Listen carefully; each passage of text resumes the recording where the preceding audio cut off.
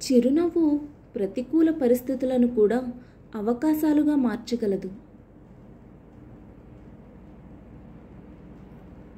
ఒకరిని నాశనం చేయాలనే దుర్బుద్ధితో ఉన్నవాడు చివరికి వాడే నాశనం అయిపోతాడు. అదే కర్మఫలితం అంటే.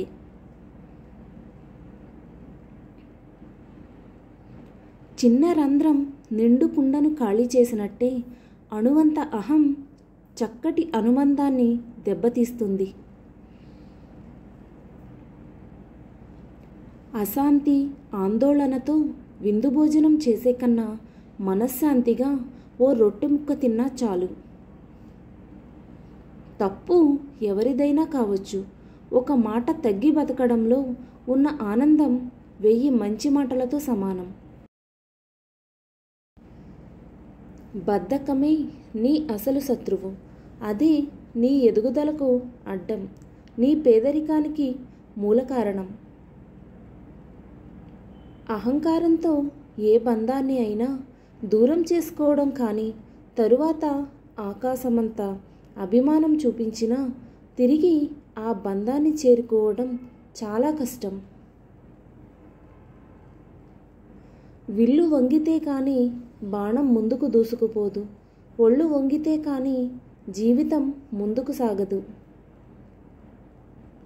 మనం ఎలా ఉండాలో ఏకాంతం నేర్పితే మనం ఎలా ఉన్నామో సమాజం చెబుతుంది.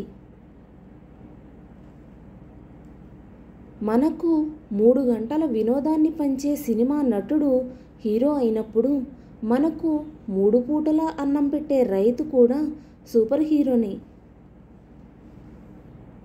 ఓటమి లేకుండా గెలుపు రాదు. ఇది రాసి పెట్టుకోండి. గెలవాలంటే ఓటమి నుండి గుణపాఠాలు నేర్చుకోవాల్సిందే. పాఠాలు నేర్చుకోకపోతే గెలుపు అంటే ఏమిటో కూడా తెలియదు. ప్రతి దానిలో మంచి చూడటం నేర్చుకుంటే అంతా మంచే జరుగుతుంది.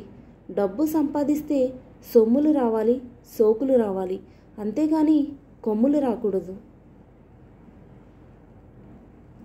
ఈ క్షణం మళ్ళీ రాదు అనే వాస్తవాన్ని మీరు గ్రహించినప్పుడు జీవితం మరింత అర్థవంతంగా మారుతుంది.